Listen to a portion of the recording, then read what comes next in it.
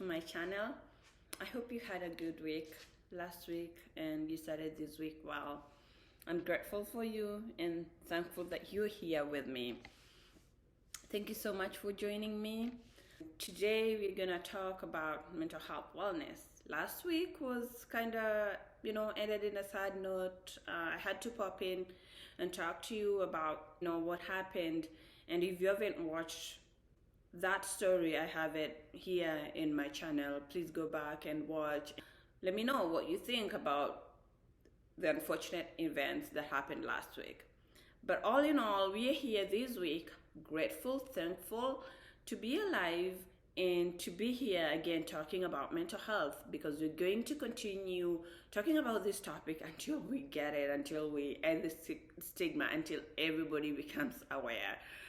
Today we are talking about mental health wellness. Before we get into the mental health disorders and things that affect our loved ones, ourselves, and other people that we meet, the community, the society, let's talk about taking care of our mental health before we take care of any other person's mental health, because you have to take care of yourself first before you take care of anybody. You are your number one priority first.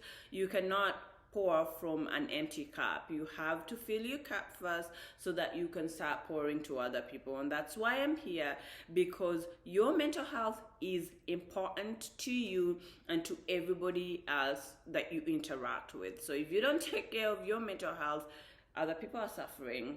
You might not know, but they are. I know some people are strong and they ignore their mental health and take care of other people, and they do it so well, but it usually eventually catches up to them. So focus on taking care of your mental health before you take care of others.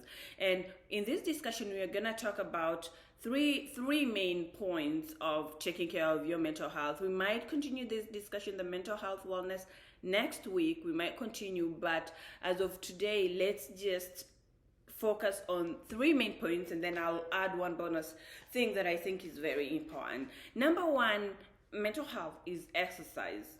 I know we hear about exercise in everything. Exercise. You go to your doctor's appointment, exercise. It's become like a song. But how important is exercise to our mental health? How important is it?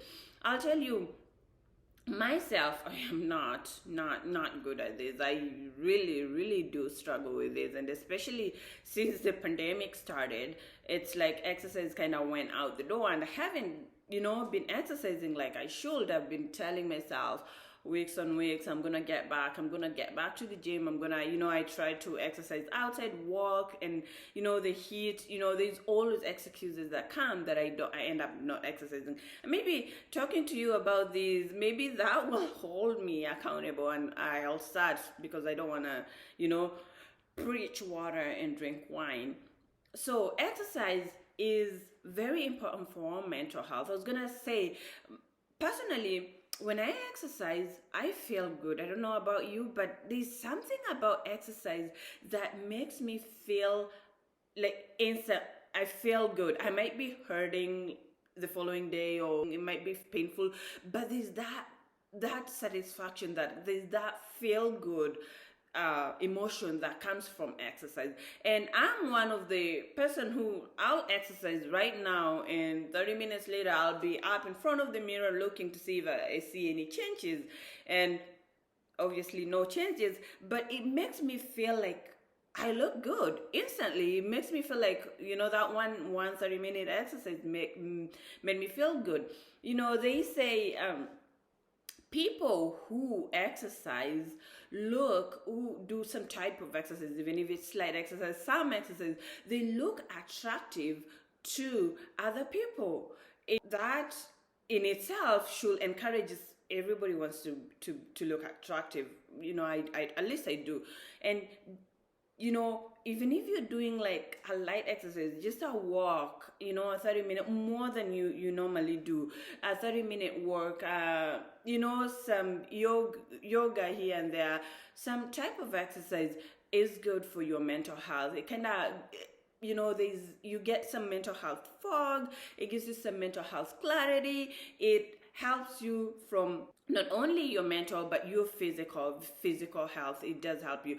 Experts recommend 30 minutes of exercise 5 days a week, 30 minutes a day for 5 days a week. So that is like 150 minutes a week of exercise. And for somebody who's starting at, exercising 30 minutes, 5 days a week, you might set up yourself for failure. I know I will if I do that too much, but you can start slowly and build up to it. You can start like 5, 10 minutes, 20 minutes, wherever you can handle, and build it up to it. You can start three times a week, 2 times a week, and then keep adding up to it and keep doing it, because exercise is good and it will help you with mental clarity and then physical health, and you can be able to help others. Number 2, when it comes to something that mental health, which goes hand in hand with exercise, is eating well. Eating, when it comes to physical health, they say if you're going to the gym and you're eating like crap, it's like you're doing nothing. Basically, I think everybody has heard of this saying, abs are made in the kitchen, and that is true when it comes to mental health. With mental health, you need to eat food that add up to your life.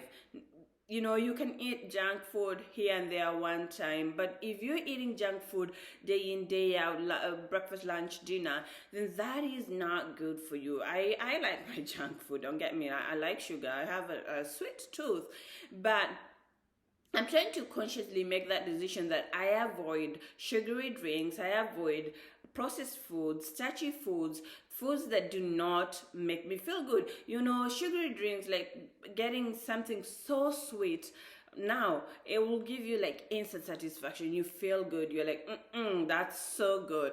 But then down the road, the sugary drinks turns into carbs. They kind of process in your body, and it really does more damage than it does good for your body. You can have a desire here and there, sugary, but making it like a very every minute thing, like emotionally eating, is not good for you. So wherever you eat, fruits and vegetables, dairy products, yogurt is really, really good for you.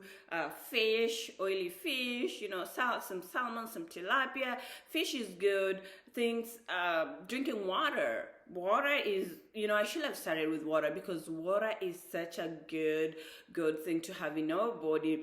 It just helps with many things, not only our mental health. It helps with our skin, our physical health, our organs, like your kidneys, and flushing out toxins, and it just helps you. One thing I do, I've been doing lately, I've been drinking water first thing in the morning.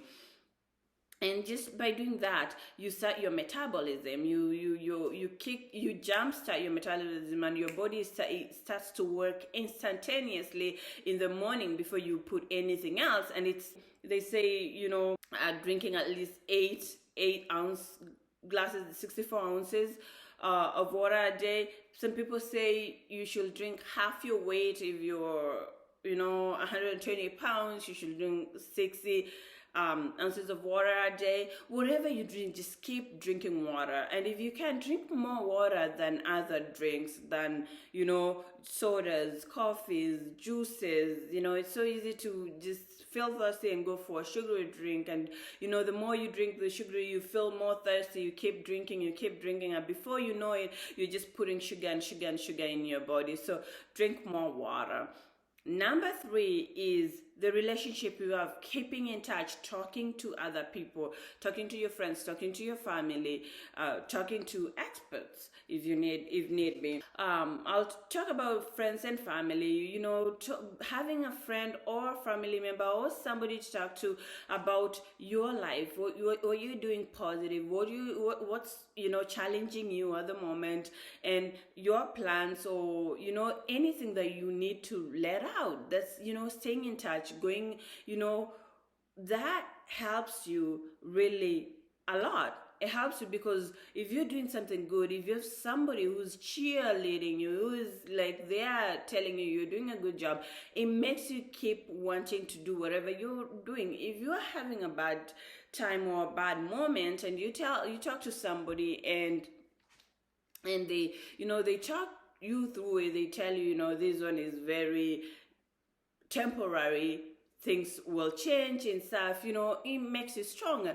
But one thing with relationships that you have to be very careful is, are they adding to you, or are they taking away from you? Because if you are in a relationship, if you are talking to people, friends or family members or anybody you talk to, and they are making your mental health worse, then you need to subtract yourself ASAP. I have no problem doing that. I know how to subtract myself. I know how to ignore those phone calls if I feel like somebody is not adding to my life. So if you have a moment of feeling like, somebody or a conversation is not adding to your life and it's making your mental health worse, please don't feel bad for getting yourself out. Because like I said, you have to help yourself first before you help anybody else.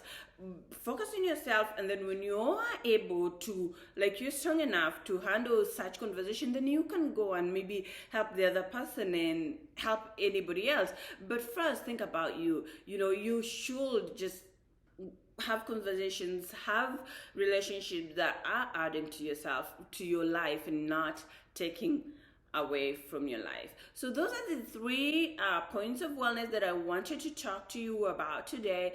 One bonus point that, I've been doing these in the past few days, and I feel like it's very, very, very important in our mental health, and it does help us, is gratitude.